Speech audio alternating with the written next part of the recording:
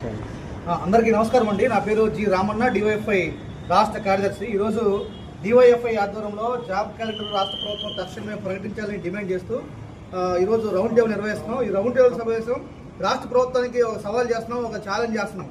ఈరోజు ప్రభుత్వం చెప్తున్న 4,70,74 ఉద్యోగాలు ఏ శాఖల్లో ఎక్కడిచ్చారో క్లారిటీగా చెప్పాల్సిన బాధ్యత ఈరోజు రాష్ట్ర ముఖ్యమంత్రి మీద ఉంది. కానీ అవి ఏం చెప్పకుండా కేవలం డిఎస్సి, పీసీ తప్ప ఇంకే ఉద్యోగాలు కూడా ఈరోజు రాష్ట్ర ప్రభుత్వం ఇవ్వలేదనేటువంటిది మేము చెప్పదలుచుకున్నాం.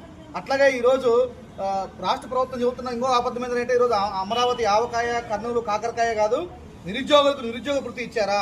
సూపర్ 6 హామీలో నిరుద్యోగ వృత్తి ఉందా లేదా? ఉంటే ఎందుకు ఇవ్వట్లేదు? మరి ఇవ్వకుండా సక్సెస్ ఎలా చేసుకుంటారంటే ఉంటుంది మా డిమాండ్.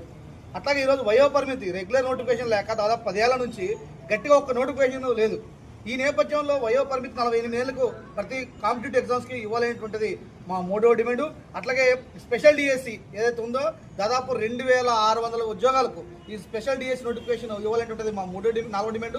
అట్లాగే లైబ్రరీ పోస్ట్ కూడా ఖాళీగా ఉన్నాయి. లైబ్రరీ పోస్ట్ ఏమి భర్తీ కావడం లేదు. దాదాపు 18 ఏళ్ల నుంచి లైబ్రరీ ఉద్యోగాలు చదివి 2 లక్షల మంది నిరుద్యోగులు ఉద్యోగాల కోసం ఎదురు చూస్తున్నారు, వాళ్ళకి ఉద్యోగం లేదు. అట్లాగే పశుసంవర్ధక శాఖలో ఏహెచ్ఏ వాళ్ళు ఈరోజు మాకు ఉద్యోగాలు వస్తాయని చెప్పేసి 2 ఏళ్ల పాటు చదువుకొని కోచింగ్లు తీసుకొని డబ్బులు అప్పులు చేసి ఈరోజు కష్టపడుతున్నా ఈరోజు ఏహెచ్ఏ దాంట్లో ఉద్యోగాలు ఇవ్వడానికి ఏంటి ప్రభుత్వానికి బాధ అనేటువంటిది మా డిమాండ్.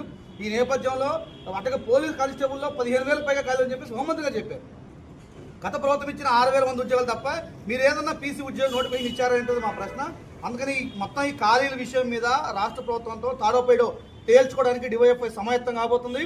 ఫిబ్రవరి 15లో కనుక రాష్ట్ర ప్రభుత్వం ఈ ఖాళీల మీద శ్వేతపత్రం విడుదల చేసి నోటిఫికేషన్ మీద స్పష్టత ఇవ్వకపోతే, జాబ్ క్యాలెండర్ ప్రకటించకపోతే రాష్ట్రంలో రణరంగంగా మార్చే ప్రమాదం కూడా ఉంది.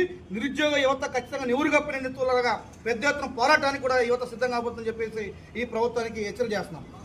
Thank you.